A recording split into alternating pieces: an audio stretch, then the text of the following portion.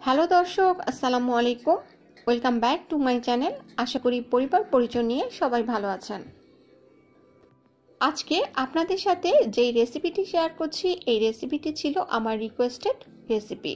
অনেকদিন যাবৎ রেসিপিটি শেয়ার করব, কিন্তু সময় হয়ে ওঠেনি। যাই হোক, অবশেষে আজ শেয়ার করছি। ভুনা খিচুড়ি পছন্দ করেন না এমন মানুষ পাওয়া দুষ্কর। ভোজন রসিক বাঙালির কাছে ভীষণ প্রিয় একটি খাবার এই খিচুড়ি। বাঙালি ভোজন রসিক, তাতে কোনো সন্দেহ নেই। ঋতুভেদে আমাদের মুখের স্বাদ বদলায়, খাবারে যুক্ত হয় নানান পদের মৌসুমী খাবার।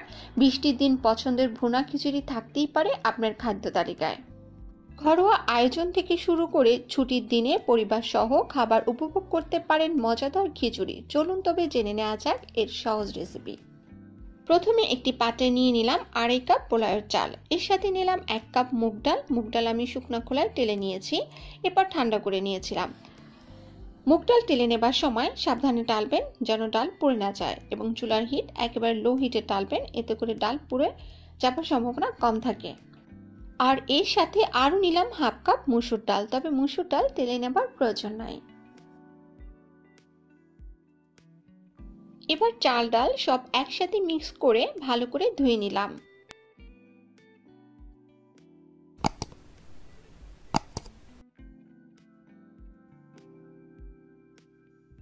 চাল ডাল ধুয়ে নেবার পর এবার 20 থেকে 25 মিনিট পানিতে ভিজিয়ে রেখে পরে পানি ঝরিয়ে নিলাম।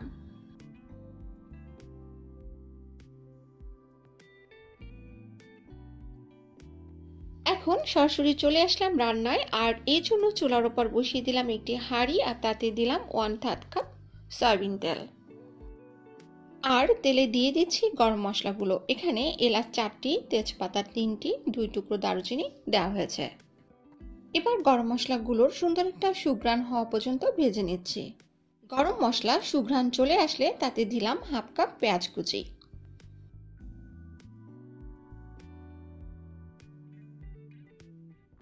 এবার পেঁয়াজ কুচিগুলো ভেজে নিচ্ছি।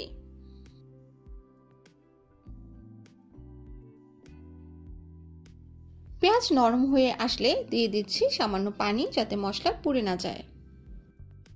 এবার দিচ্ছি 1.5 টেবিল চামচ রসুন বাটা, 2 টেবিল চামচ আদা বাটা।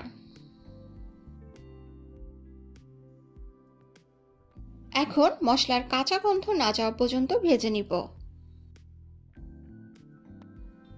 ভাজার এই পর্যায়ে দিয়ে দিচ্ছি 2 চা চামচ মরিচের গুঁড়া, ঝাল আপনার স্বাদ মতো নিবেন। 1.5 চা চামচ হলুদের গুঁড়া, 2 চা চামচ জিরার গুঁড়া, 2 চা চামচ ধনিয়ার গুঁড়া, আর স্বাদ মতো লবণ। এবার সব মশলা ভালো করে কষিয়ে নিব। আর ভালো করে কষানো হয়েছে বুঝতে পারবেন যখন দেখবেন মশলা থেকে তেল ছেড়ে দিয়েছে এবং বাবল সৃষ্টি হয়েছে। আর ওই পর্যায়ে দিয়ে দিচ্ছি ধুয়ে পানি ঝরিয়ে রাখা চাল ডালগুলো। এবার মশলার সাথে চাল ডাল ভালো করে মিশিয়ে নিব। এভাবে প্রায় 5 থেকে 7 মিনিট চাল ডাল ভেজে নিয়েছি। যখন দেখবেন চাল ডালের মধ্যে কোনো পানি অবশিষ্ট নেই, আর ওই পর্যায়ে দিয়ে দিবেন উষ্ণ গরম পানি। এখানে আমি 8 কাপ পানি নিয়েছি। চাল ডাল মিলে হয়েছিল 4 কাপ, অর্থাৎ চাল 2.5 কাপ, মুগ ডাল 1 কাপ ও মসুর ডাল 1/2 কাপ, সবকিছু মিলে হয়েছিল 4 কাপ। আর আমি পানি নিয়েছি 8 কাপ, অর্থাৎ চাল ডাল আপনি যতটুকু নেবেন পানি তার ডাবল নেবেন। এবার দিলাম 8টি কাঁচামরিচ। দ্রুত সিদ্ধ করার জন্য দিয়ে দিলাম ঢাকনা। ফিরে এসেছি 10 থেকে 12 মিনিট পরে। এই সময় চুলার আঁচ মাঝারি লো হিটে রান্না করবেন। যদি দেখেন পানি বেশি আছে তাহলে চুলার আঁচ বাড়িয়ে দিবেন। আমার পানি বেশি নেই, তাই চুলার হিট বাড়ানোর প্রয়োজন নেই।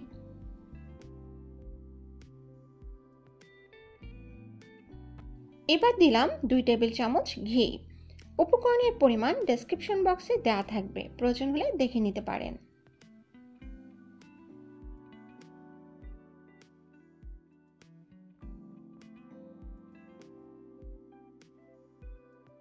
এবার খিচুড়ি 15 থেকে 20 মিনিট ঢাকনা দিয়ে দমে রেখে দিয়ে মাঝে মাঝে একটু নেড়ে দিলাম। সব শেষে চুলার আঁচ নিভিয়ে 10 মিনিট অপেক্ষা করে নামিয়ে পরিবেশন করে নিলাম। এভাবে খুব সহজে আপনি রান্না করতে পারবেন ভুনা খিচুড়ি। আমার ভুনা খিচুড়ি রেডি টু সার্ভ। এবার আমি আপনাদের পরিবেশন করে দেখাচ্ছি।